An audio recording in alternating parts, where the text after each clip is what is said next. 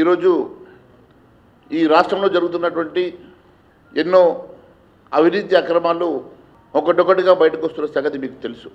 ఈ రాష్ట్రం పూర్తిగా 4.5 నెలల లోపలనే ఎన్నో కుంభకోణాలు అవినీతి ఆరోపణలతోటి ఈ రాష్ట్రం ఒకవైపు అతలాకుతలమవుతూ ఉంటే మరోవైపు ఈ రాష్ట్రంలో కరువు కాటకాలు రైతన్నల గోస ఇంతింత కాదన్నట్టుగా ఉన్నది.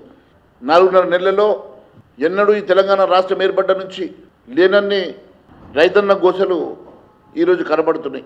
ఒకవైపు నీరు లేక పంట ఎండిపోతూ ఉంటే మరోవైపు కోసిన పంటకి కొనుగోలు జరగక వర్షాల తాకిడికి పంట నానిపోయి కొనుగోలు కేంద్రాల్లో కుప్పలు కుప్పలుగా 10 రోజుల నుంచి 15 రోజుల నుంచి అక్కడ వర్షాల దాటికి రైతన్నలు బాధపడుతూ ఉంటే కనీసం కొనుగోలు కేంద్రాలు పూర్తిగా పనిచేయకపోవడం చాలా బాధాకరం తెలియజేస్తూ ఉన్నాను.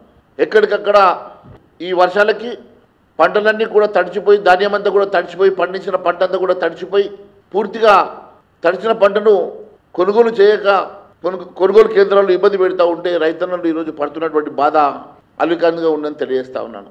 ఈరోజు ఒక్కసారి మీరు ఆలోచన చేస్తే ముఖ్యమంత్రి గారికి నేను ఈరోజు ఒక బహిరంగ లేఖను కూడా మీ ద్వారా నేను పంపించడం జరుగుతున్నది. బహిరంగ లేఖలో చాలా స్పష్టంగా నేను అడుగుతా ఉన్నాను. కేవలం రైతులకు సంబంధించినటువంటి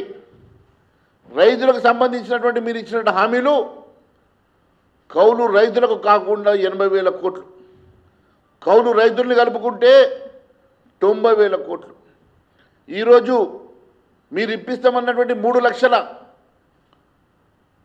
వడ్డీ లేని రుణాల సంగతి కూడా తీసుకుంటే 1,00,000 కోట్ల రూపాయలు కావాలా? మరి 1,00,000 కోట్ల రూపాయలు కేవలం ఒక వ్యవసాయ రంగానికి నువ్వు ఖర్చు పెట్టేటువంటి స్తోమత ఈ రాష్ట్ర ప్రభుత్వానికి ఉన్నదా? ముందు నువ్వు వైట్ పేపర్ని రిలీజ్ చేయాలి.